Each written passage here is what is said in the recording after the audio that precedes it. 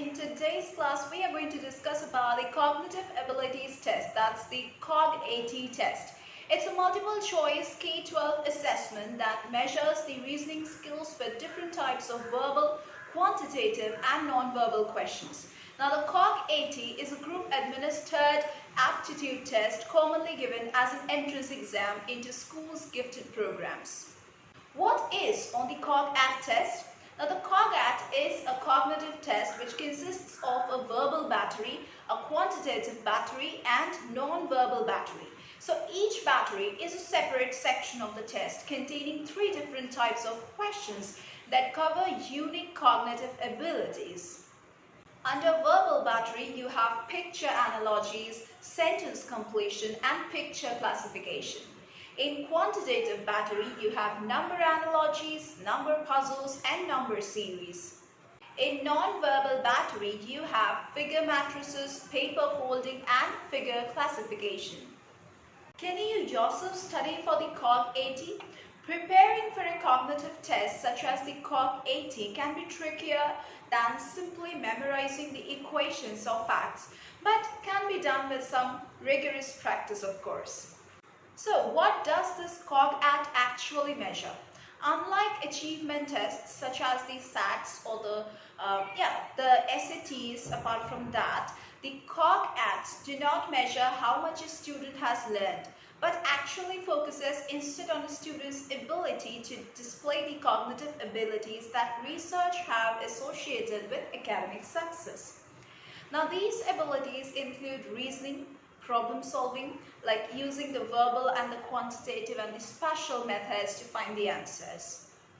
So how is the CogAT administered? Now there are around 14 different levels of the CogAT that vary in difficulty, in the number of questions, in question types as well as in length. Now of course your child's age determines which CogAT level they are tested with. Many characteristics of the test are still it's consistent across all levels. Like there are questions that include multiple choice, like questions are mostly multiple choice based, and it can be administered using online method, or you can also use a paper and pencil method for that. Students are typically tested in groups of around 20 and 3 batteries are usually given together, but they can be administered individually if you think so. This examination is administered by a test proctor who is a school counselor or teacher. Now you need to contact your child's school to figure out the testing methods that they will be using. Now, the 3 most important questions to ask are, what will you ask the school? The first question is, will the test be given online or with paper and pencil? Second question is, with all the 3 batteries, will all the 3 batteries be taken together? That I have mentioned just now about the 3 batteries. Will all those be taken together? That would be your second question. Thirdly, what you are going to ask is that which CogAT level will my child be taking? So these 3 questions are mandatory and you should be asking the school about it. Now if you are in grade kindergarten, that is if you are in your kindergarten days, then your CogAT test level will be 5 or 6. Okay. If you are in your first grade, your CogAT level will be at level 7. If you are in your second grade, your CogAT level will be at level 8. If you are in your third grade, your CogAT level will be at level 9.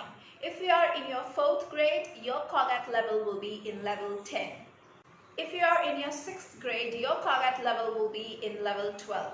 If you are between 7th or 8th grade, your level will be 13 or 14. If you are in your 9th or 10th grade, your CogAT level will be at 15 or 16.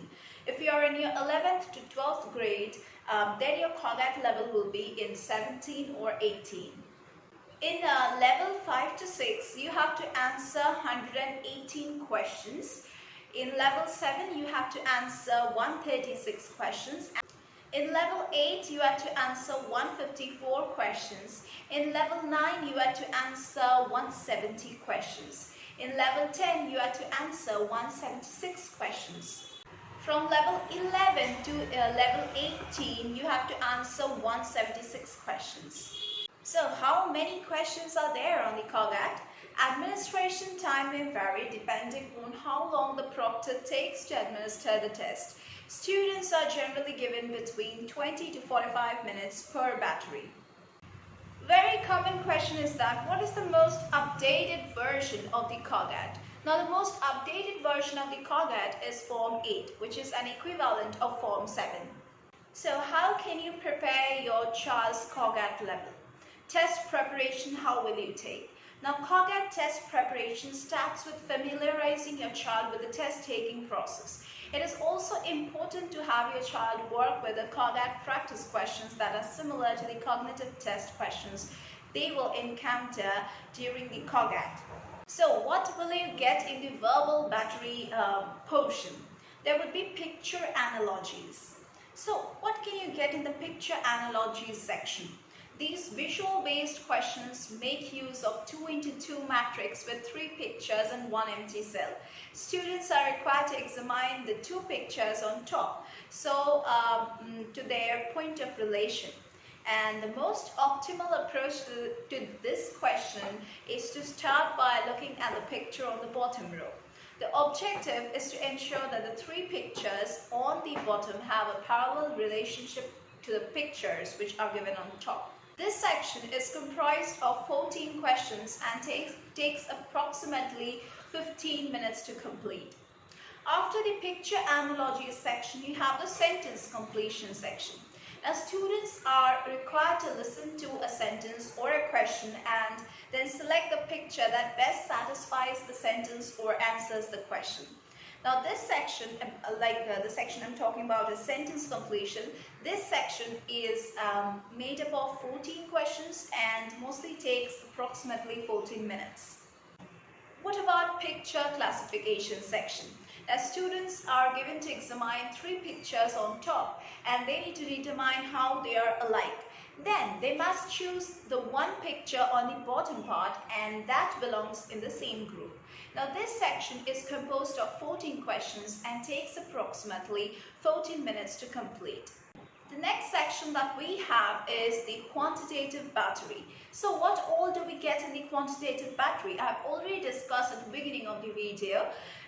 There would be number analogies. Now what can you expect from number analogies? These require the same thought processes as the picture analogies, except that instead of the verbal concepts, students must identify the relationships between the quantitative concepts. Now, like the verbal battery, this section consists of 14 questions and takes 30 minutes. Next section that you have is the number puzzles section of the quantitative battery. Students over here see 2 trains and they must select the answer picture that makes the second train carry the same number of objects as the first train. Now this section includes 10 questions and takes 11 minutes. Next you have the number series. Now over here each question shows an abacus, alright, with a bead pattern. The students must rely on their patterning skills and select the string of beads that comes next in the sequence.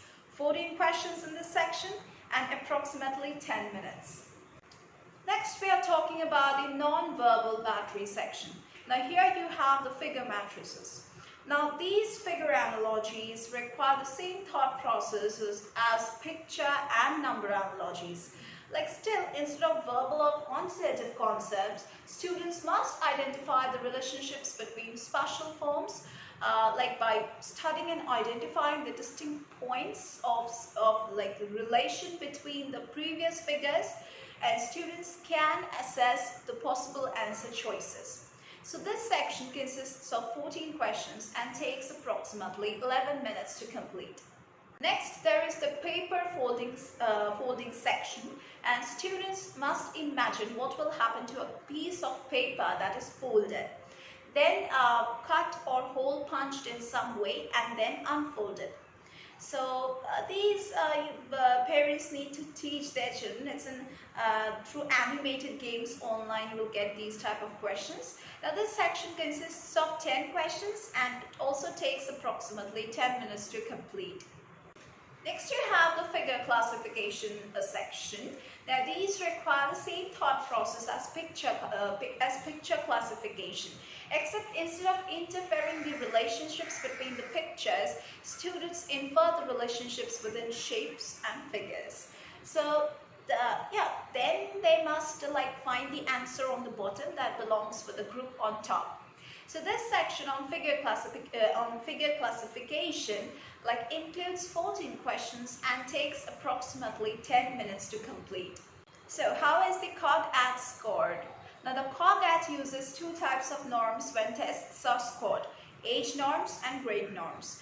Age norms compare how a student performed relative to the other children of the same age, and grade norms compare how a student performed relative to other children in the same grade. Age norms span from 4 years and 11 months through 18 years old, in which students are grouped in 1-month intervals. Now, age and grade scores will often be very similar. However, using age norms can be more accurate when assessing the children who are very young or old for their grade level. Here I'm going to tell you step by step how the scores are actually calculated. The scores for the CogAT are calculated in a number of steps. Firstly, the raw score is calculated by tallying the total number of questions answered correctly. Then the raw scores are taken and then converted to universal scale scores, that's USS, for each of the 3 batteries that you have given, which is then used to calculate the standard 8 score, that's the SAS, then the percentile rank, and then the stenine score. Now, using these scores along with an analysis of the patterns present in a student's score, a student is given a score profile. What is a passing score on this test? Now, this can vary significantly from state to state and also school district to school district. Yeah, so that was all about this entrance examination, and prepare well, and parents over here need to know how to administer their children towards this examination. So for that, you basically as parents need to know what can come and how you can make your children practice these kind of exam mock tests. So yeah, that's it for today's class. We are going to meet once again in our next classes. Till then, if you are preparing for any kind of entrance-based examination, or even if you are doing some sort of competitive examination preparation, then you can definitely join our classes at www.saurabhsysclasses.com. You can get this video link at the beginning, at the end, as well as in the description box below this video. You will also get our contact details everywhere, wherever I have told you just now. And you can contact us if you have any queries. Apart from that, just post down your comments below and we are there to solve it out. That's it for today's class. We are meeting once again in our next classes.